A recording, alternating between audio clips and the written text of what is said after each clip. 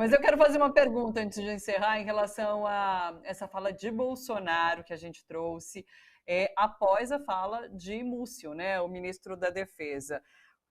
Qual a sua avaliação? Porque, assim, foi uma fala ali de Múcio em relação, tirando, na verdade, os militares e aqueles acampamentos, né, nas bases militares, deslocando isso tudo dos atos golpistas do 8 de janeiro. E daí, claro, Bolsonaro se utiliza dessa fala, joga essa narrativa para as bases bolsonaristas para alimentá-las com isso também, né? E se desloca do 8 de janeiro. Então, como que você está vendo essa utilização da fala de Múcio por Bolsonaro e o próprio Múcio, né, que fez essa fala infeliz um dia após o Lula ter dito que Bolsonaro que tinha arquitetado tudo aquilo? Então, não só o Lula, né, mas o próprio Dino. A gente precisa lembrar o que o Código Penal diz no artigo 29, tá, Lito? Eu vou ler aqui rapidinho, só que o público entenda, tá?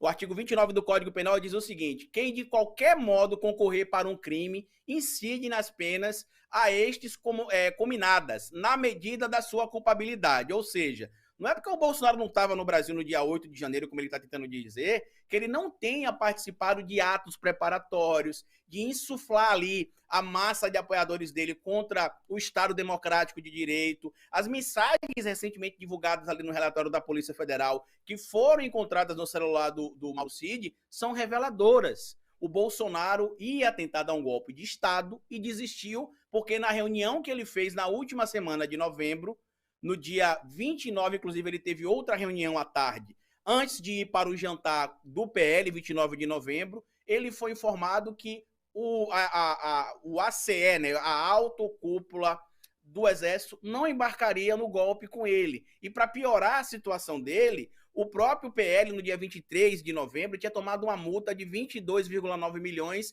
e o Valdemar, que iria abraçar o golpe também, chegou para ele e falou: Bolsonaro, você precisa agora mudar o discurso, porque sem dinheiro, como é que a gente vai poder manter os acordos, pagar o pessoal do PL e como é que a gente vai manter diálogo com a política? Desista disso. Tanto que no próprio dia 29 de novembro, o próprio Valdemar Costa Neto vem a público e diz ali que o Bolsonaro estava melhor, que ele ia falar com os apoiadores dele que estavam na porta do Exército. Só que, diferente do que o Zé Múcio tem dito aí, que inclusive ele poderia ficar calado, porque ele calado aparentemente seria um poeta, né? Porque já disse que os atos golpistas eram manifestações democráticas e que inclusive ele tinha familiares lá. E agora tem essa outra situação, como você trouxe, né, que não se tinha ali risco de nada, não se sabia de nada. Só que tem um conflito com o que os próprios presos do 8 de janeiro estão falando à polícia. Um material publicado pelo Guilherme Amado na coluna dele no portal Metrópolis revelou que vários dos presos no 8 de janeiro revelaram para os delegados da Polícia Federal que o objetivo era sim dar um golpe. Outros disseram que o objetivo que os líderes do acampamento explanavam ali era que utilizariam bombas, artefatos explosivos para poder atacar a democracia.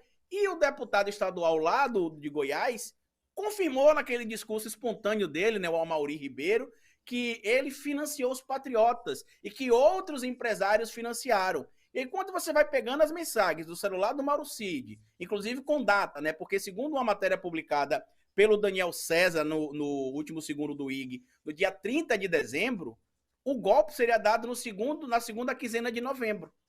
E quando você vai nas mensagens vazadas ali, que foram divulgadas pelo relatório da polícia do Mauro Cid, no dia 16 de novembro tem uma mensagem que o Mauro Cid manda para ele mesmo sobre comentários de um golpe para ter embasamento que teria sido analisada pelo um jurista que é persona non grata da magistratura, a gente precisa lembrar disso, tá? O senhor Ives Gandra, ele é persona non grata da magistratura. Para quem talvez não entenda o que é isso, os magistrados não consideram ele um magistrado pelas interpretações que ele faz. Tá? Muita gente fala muito do Ives Granda e não cita isso. Ele é persona non grata. Ele e o filho dele, tá? O Ives Granda Júnior também, em específico no Tribunal de Justiça do Trabalho. Então, quando a gente traz essas falas do Zé Múcio e conecta com a realidade, sabe o que é que tá me chamando a atenção, Thalita? Parece que ele quer proteger alguém que ele sabe que está envolvido e que ele tem uma conexão. Por mais que ele seja próximo do Lula, como estão tentando trazer, parece que ele está querendo proteger alguém da alta cúpula do Exército, que ele sabe que vai se complicar, e por considerar talvez esta figura da alta cúpula das Forças Armadas, ele está falando isso. Porque foi encontrado no celular do Mauro Cid diálogo, e da esposa dele, a Gabriela Cid, diálogos com a Tice Vilas Boas, que é filha do general Vilas Boas. A esposa do general Vilas Boas estava num acampamento golpista. Então não dá para dizer que não se tinha ideias golpistas, porque se tinha, e a polícia militar do DF, quando depois lá o responsável, depois na CPI do Distrito Federal, que está acontecendo também, ele disse claramente que foi desmontar acampamento e o Exército falou que não. Então você quer mais coadunação com golpe do que isso? Eles só desistiram, Thalita, porque não tiveram adesão global. Eu disse aqui, inclusive, acho que em algumas entrevistas que eu dei aqui para você e para outros portais, e no meu canal também, que para você ter um golpe de Estado, você precisa de 3 colunas. Primeiro, adesão popular. Bolsonaro não tinha. Tá? Segundo, apoio estrangeiro. Bolsonaro não tinha. Terceiro, Forças Armadas unificadas ali em torno de um golpe. Não tinha. Então, ele não preenchia nenhum dos critérios.